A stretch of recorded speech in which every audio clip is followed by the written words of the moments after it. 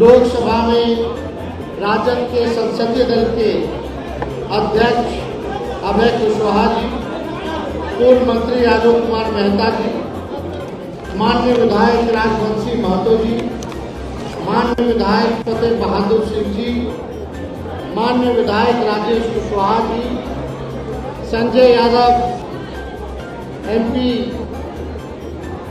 माननीय विधायक रणविजय साहू जी, श्री सुरेश मेहता जी पूर्व विधायक, रविंदर सिंह जी पूर्व विधायक, सुनील कुशवाहा जी पूर्व विधायक, सुदय यादव जी माननीय विधायक, कारी सोहेब साहब, मनोज यादव जी, श्रीमती उर्मिला ठाकुर जी, सतीश दास जी, श्रवण कुशवाहा जी, राजेश कुशवाहा जी, सतीश कुमार जी, वीरेंद्र कुशवाहा जी, प्रोफेसर सुबोध मेहता जी जो हमारे राष्ट्र प्रवक्ता हैं, बैजनाथ कुशवाहा जी, बहन प्रियंका भारती कुशवाहा जी, भोला यादव जी, अमरेंद्र कुशवाहा जी, विपिन कुशवाहा जी, मधु मंजरी कुशवाहा जी, श्रीमती प्रतिमा कुशवाहा जी, रामदेव कुशवाहा जी, अजीत कुशवाहा जी, कैलाश कुशवाहा जी, प्रगति कुशवाहा जी और बिहार से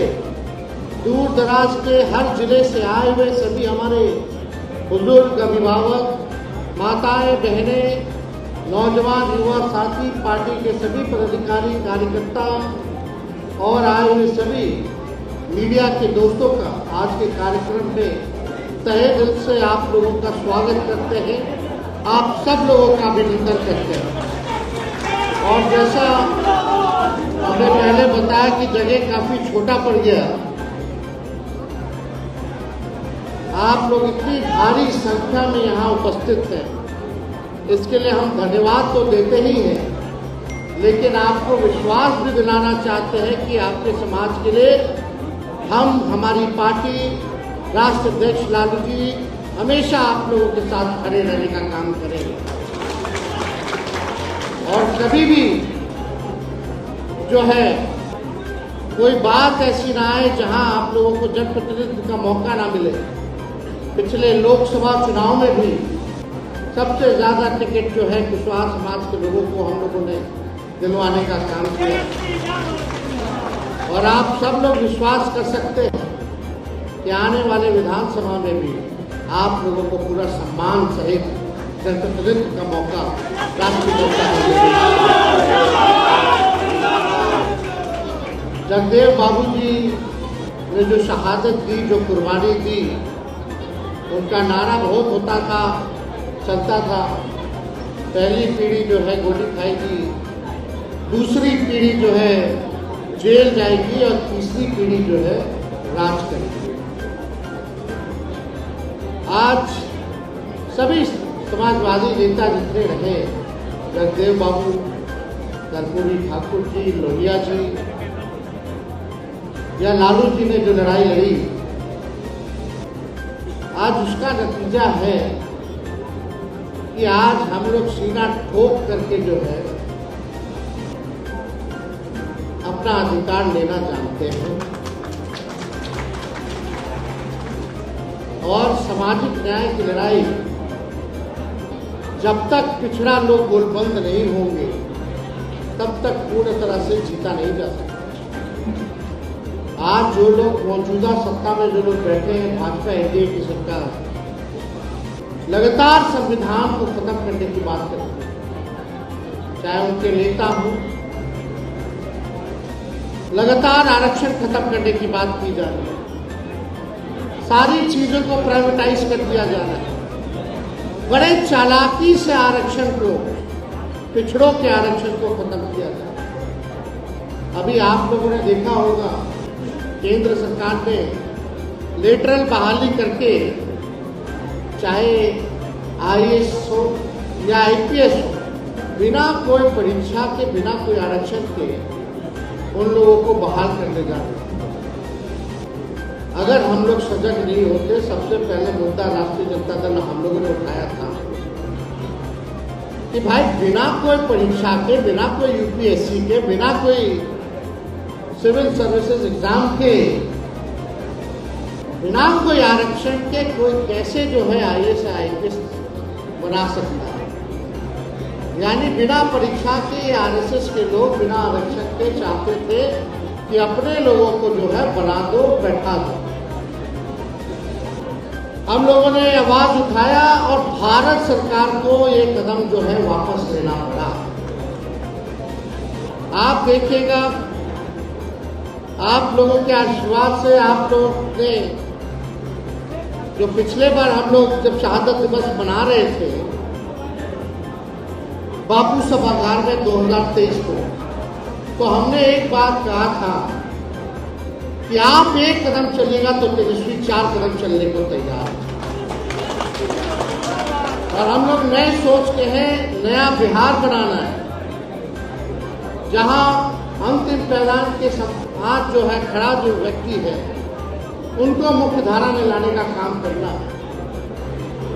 हमारी लड़ाई बेरोजगारी, गरीबी, महंगाई की, और इसमें हमको आप लोगों का साथ चाहिए। और आप सब लोगों ने पिछले चुनाव में साबित कर दिया कि आप लोग जो है एकदम संविधान बचाने के लिए, आरक्षण बचाने के लिए, सामाजिक न्याय के लिए आप लोग गोलबंद होकर के आप लोगों ने वोट देने का काम किया। इसके लिए हम आप लोगों को धन्यवाद देते हैं। आगे हम लोग जो है सारी चीजों को देख रहे हैं, कौन कहाँ साजिशों का अंबार लगा रहा है, झगड़ा लगा रहा है। बीजेपी का केवल एक ही काम है कि अपने लोगों को जगह पे बैठा दो और पिछड़ों में जो है लड़ाई लगवाओ। आप उनकी जो साजिश है, जो चाल है, जो लड़ाने का, अब वो चलने वाला नहीं है। हम सब लोग जागरूक हैं और उनके चाल और चरित्र को हम लोग अब पहचानते हैं। आरक्षण लगातार जो है, जब उप मुख्यमंत्री बने, लगातार हम लोगों की लड़ाई थी कि भाई जातीय जनगणना होनी चाहिए। हम विधानसभा में नेता प्रतिपक्ष थे, हमने विधानसभा में प्रस्ताव रखा, मुख्यमंत्री थे, बीजेपी के लोग थे, हर दल के लोग वहां उपस्थित थे कि भाई केंद्र सरकार ने पार्लियामेंट में मना कर दिया है कि वो जातीय जनगणना नहीं कराएंगे, तो एक बार हम सब लोग बिहार का जितना दल है, नेता है, चलिए प्रधानमंत्री जी से मिलिए और आग्रह कीजिए कि भाई जातीय जनगणना होनी चाहिए पूरे देश में। दूसरा प्रस्ताव हम लोगों ने ये रखा था कि अगर भारत सरकार, नरेंद्र मोदी जी मना कर देते हैं तो बिहार सरकार अपने राज्य में अपने खर्च पर जाति आधारित गणना कराने का काम करेगी। हम लोग सब लोग हैं और हम तो हमारे चाचा को बोले कि भाई आप ही के नेतृत्व में चलेंगे, हमको कोई दिक्कत नहीं, लेकिन ये काम होना चाहिए। सब लोगों ने स्वीकार किया इस प्रस्ताव को और हम लोग सब लोग गए जाति जनगणना के लिए, प्रधानमंत्री जी से मिले, अपने बात को रखा। प्रधानमंत्री जी ने बोला कि देखेंगे और 2 दिन बाद मना कर दिया कि कराएंगे ही। इतना डर गए प्रधानमंत्री कि जाति जनगणना तो छोड़िए, कोई जनगणना ही नहीं करा रहे। 21 या 22 का ड्यू डेट था, होना था जनगणना, अभी तक 24 आ गए, अभी तक गिनती भी नहीं।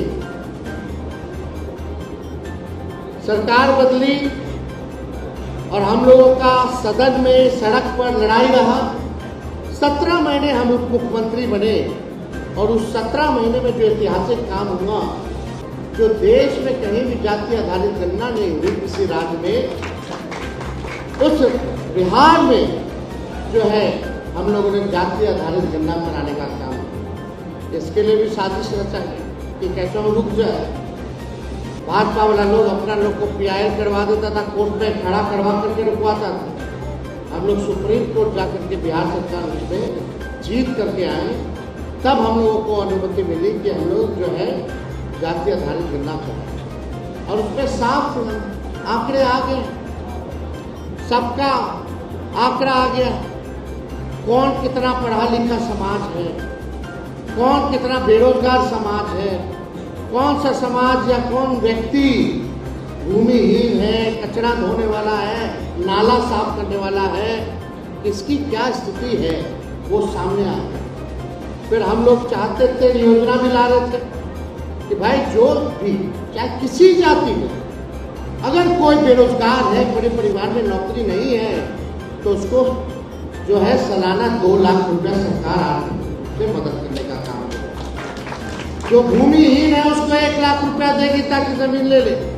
जिसको अपना मकान नहीं, उसको मकान बनाने के लिए 1,20,000 रुपया का हम लोग जो है योजना लाने का काम करें। और हम लोगों ने जितनी आबादी जैसी हुई वैसे हम लोगों ने आरक्षण को भी बढ़ाने का काम किया।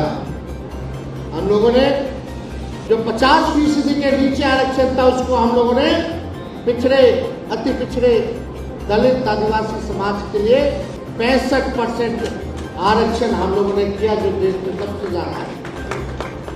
और EWS 10% को भी हम लोग रखे, यानी 75% कुल आरक्षण। हम लोगों को संदेह था उसी टाइम कि फिर जो आरक्षण हम लोग बढ़ाए हैं पिछड़ों का, पिछड़ों का, दलितों का, आदिवासी भाइयों का, ये भाजपा के लोग फिर से साजिश करके कोर्ट कचहरी जाकर के रुकवाएंगे। तभी हम लोगों ने तय किया कि भाई भारत सरकार में, बिहार सरकार प्रस्ताव भेजे कि जो बिहार में आरक्षण जो हम लोगों ने बढ़ाया जाति आधारित गणना के बाद, उसको अनुसूची 9 में डाल दिया जाए, शेड्यूल 9 में डाल दिया जाए। शेड्यूल 9 अनुसूची 9 में जाने के बाद एक सुरक्षा कवच जो हो जाता है आरक्षण का, सुरक्षा कवच का काम करता है। यानी कोर्ट कचहरी भी चाहे तो खत्म नहीं कर सकती है अगर सिर्फ 9 में, शेड्यूल 9 में अगर आ जाए तो। भारत सरकार ने ये किया, केवल एक राज्य का आरक्षण जो है शेड्यूल 9 में हो, तमिलनाडु का। उसी तर्ज पे हम लोगों ने बोला था कि भाई इसको सुरक्षा दिया जाए। लेकिन उसके बाद आप लोग देखिएगा, चाचा जी पलट गए। चाचा जी के जाने के बाद ही आप देखिएगा कि ये जो आरक्षण जो हम लोगों ने बढ़ाया था महागठबंधन की सरकार ने, आज उस पर वही भाजपा के लोग कोर्ट कचहरी जाकर के रुकवा दिए और कानून को ही निरस्त करा दिए। यानी जो बहाली तेजस्वी निकाला 5 लाख या और 3 लाख प्रक्रियाधीन जो करके आए, जो 3 लाख सरकारी नौकरी मिलना है, उसमें अब आप लोगों को आरक्षण का लाभ नहीं मिलने वाला है। ये बड़ी साजिश है। वो लोग नहीं चाहते कि आप लोग जो है बैठे अच्छे जगह पर, डिसीजन मेकिंग में, पॉलिसी मेकिंग में, जहां जहां महत्वपूर्ण पद हैं। ये लोग नहीं चाहता कि पिछड़ा समाज के लोग जो है वहां बैठे। ये भाजपा के लोग चाहते कि अपने लोगों को ही बैठाया जाए और पिछड़ों में लड़ाई लड़वाते रहो, बांटते रहो और राज करते रहो। आज सब आप लोग यहाँ आए हैं। हम लोगों ने 1 दिवसीय धरना भी दिया। हम लोग ने कहा कि किसी भी प्रकार से इसको, आरक्षण को खत्म नहीं होने दिया जाएगा। दुख इस बात की है, पीड़ा इस बात की है कि मुख्यमंत्री बोलते हैं कि वो सामाजिक न्याय में विश्वास करते हैं। आज उनके सांसद हैं, अगर उनके सांसद समर्थन वापस ले जाए तो प्रधानमंत्री जी नहीं रहेंगे। ये आरक्षण हम लोगों ने लागू किया, आखिर क्यों नहीं करवा देते? तो भारत सरकार में भी है, बिहार सरकार में भी है। सवाल ये खड़ा होता है कि आखिर जनता दल यूनाइटेड का रोल क्या है इसमें? कथनी अलग और करनी अलग। आज इतना पावर है कि भाई ये चाहते, कितना महीना हो गया भाजपा, 8वां महीना चल रहा है लोग का डबल इंजन का सरकार, और कोर्ट में लोग कब गया 2-3 महीना पहले।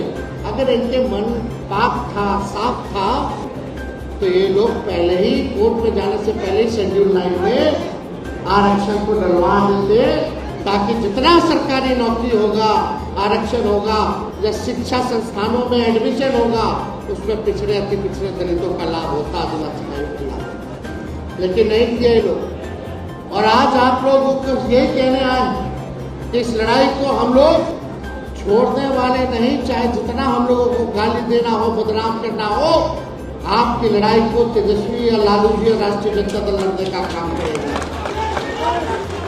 ये कोई अकेले मेरी लड़ाई नहीं है, एक व्यक्ति की लड़ाई नहीं है, ये पूरे समाज की लड़ाई है। यही जगदेव बाबू कहते थे, जिसकी जितनी संख्या भारी उसकी उतनी हिस्सेदारी।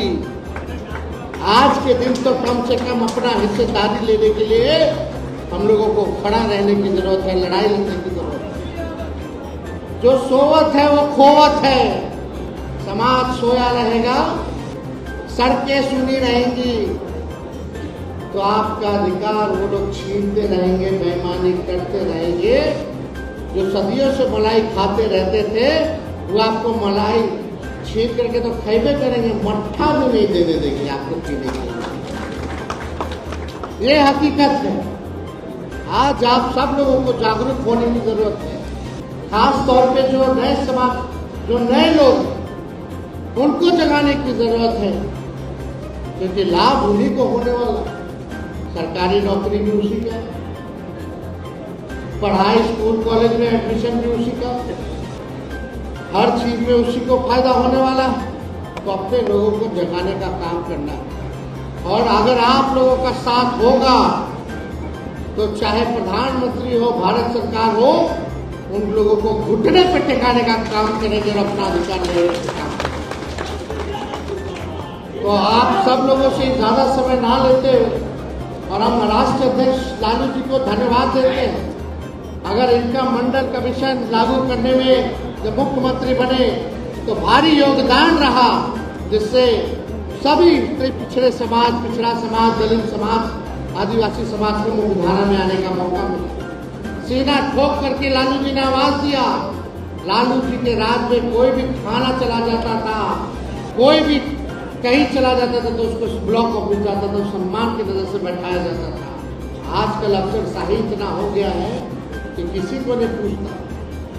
आम जनता का तो छोड़िए, गरीब का तो छोड़िए, मुखिया सरपंच का तो छोड़िए, बिहार सरकार के मंत्रियों का नहीं सुनता। ये हालत हो गई है, ये सच्चाई है।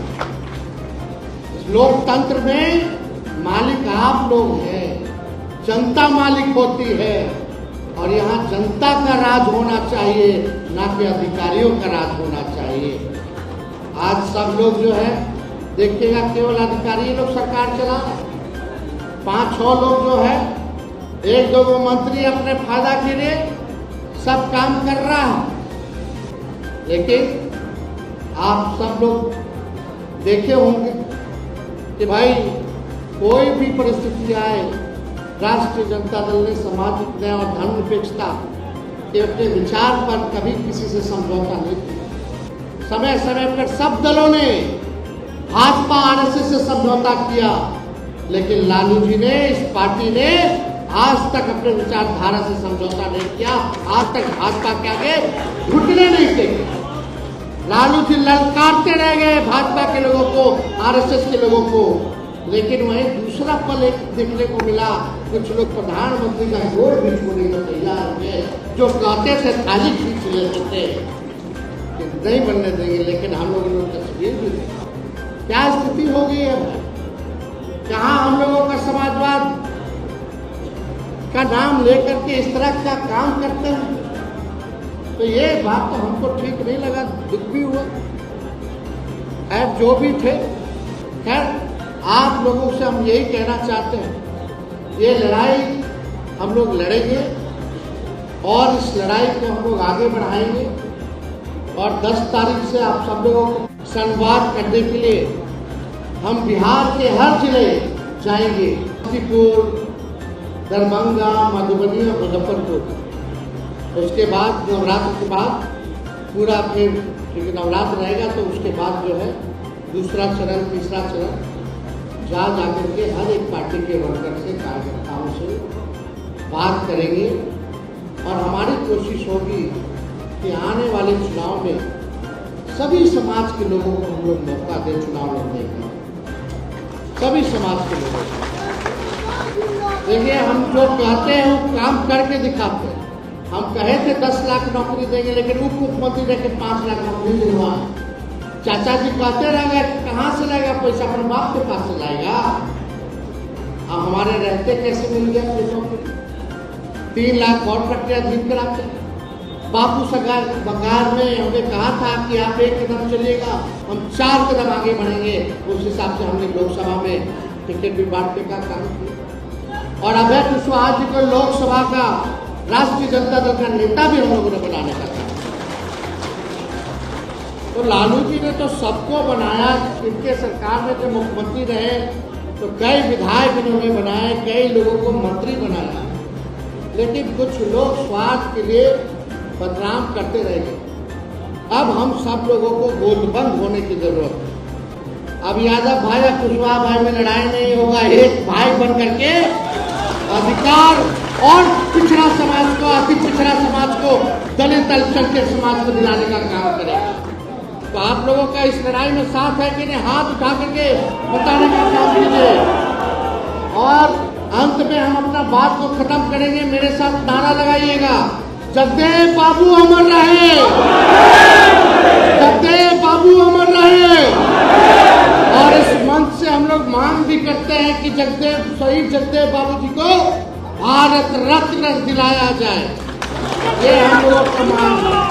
तो इन चंद शब्दों के साथ जिन लोगों ने पार्टी ज्वाइन किया है उन सब का आभार करते हैं और पार्टी के जितने हमारे कुशवाहा समाज के नेता हैं उन सभी नेता, विधायक, हमारे राष्ट्रीय प्रवक्ता, सभी लोगों का योगदान रहा है इस कार्यक्रम को सफल बनाने के लिए।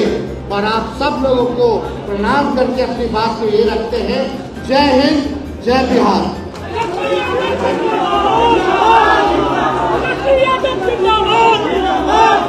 तेजस्वी यादव जिंदाबाद, तेजस्वी यादव जिंदाबाद।